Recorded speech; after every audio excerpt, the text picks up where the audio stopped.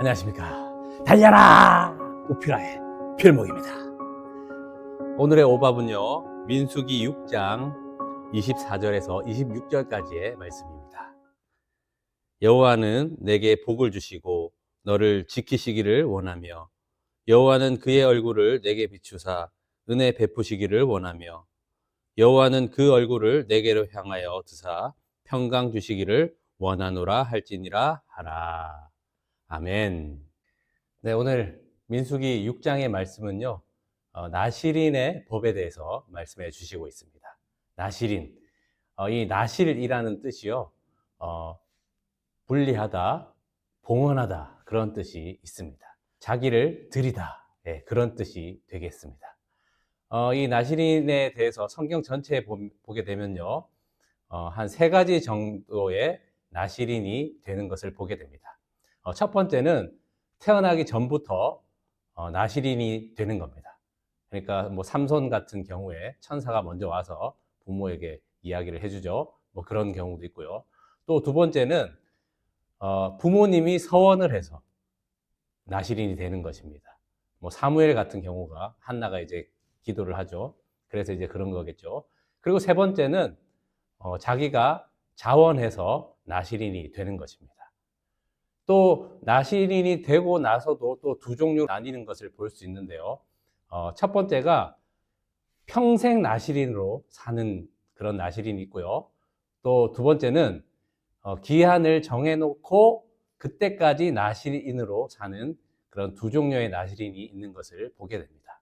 자, 오늘 말씀은요, 바로 두 번째, 그 기한을 정하고 나실인이 되는 사람들에 대해서 말씀해 주시고 있습니다.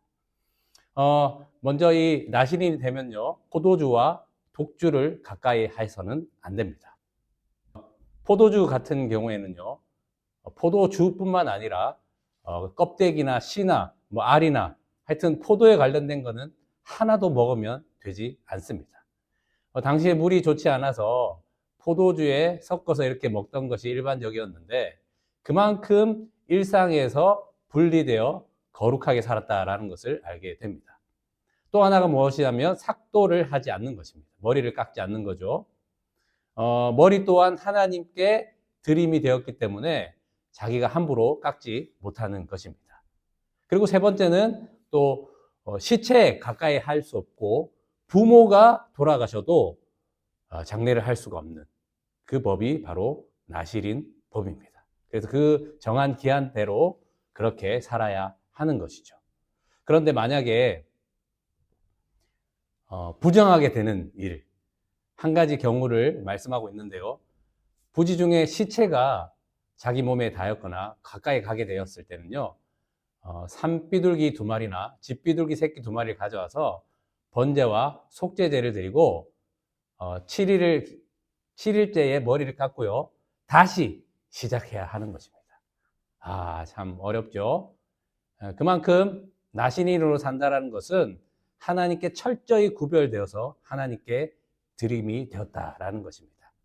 자, 그런데 오늘 말씀해 보면요, 왜 이 사람들이 나실인으로 자원을 하게 되었는지 그 이유에 대해서는 말씀해 주시고 있지 않습니다.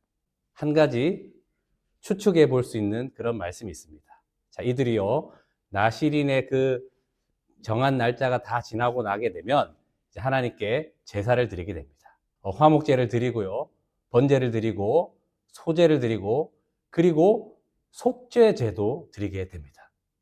아니, 이들은 나실인의 그 기한대로 그렇게 시체도 가까이 하지 않고 포도주와 독주를 마시지 않고 또 뭐 여러 가지 그런 거룩하지 못한 것들을 하지 않았는데 왜 속죄제를 드려야 될까요?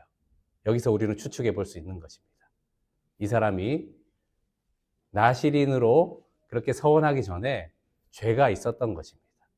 그래서 하나님께 너무 죄송한 마음으로 그 마음이 그게 아닌데, 그래서 주님의 그 사랑에서 끊을 수 없는 그 마음이 있기 때문에 정말 죄송한 마음으로, 그리고 하나님께 사랑의 그 마음들이 회복하기 위한 그 자원함으로 기한을 정하고 나실인이 된 것입니다. 자, 오늘 말씀 뒤에 보게 되면 하나님이 어떤 분인지 아론을 통하여서 축복하는 그 내용이 있습니다.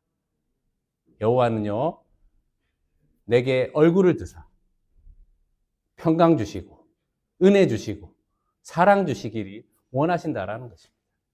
우리를 향한 그 마음이 뭔 줄 아니? 어찌 아니 반응하지 않을 수가 있겠습니까? 이 나시린으로 서원한 사람들은 하나님이 우리를 향한 그 사랑이 무엇인지 알기에 그렇게 하나님께 죄송한 마음으로 다시 그 사모하는 마음이 회복될 수 있도록 그렇게 나시린으로 서원하였던 것입니다. 지금 사순절을 보내고 있습니다. 저는 오늘 이 말씀을 보면서 또 다른 나시린의 기간이 아닌가 생각이 듭니다.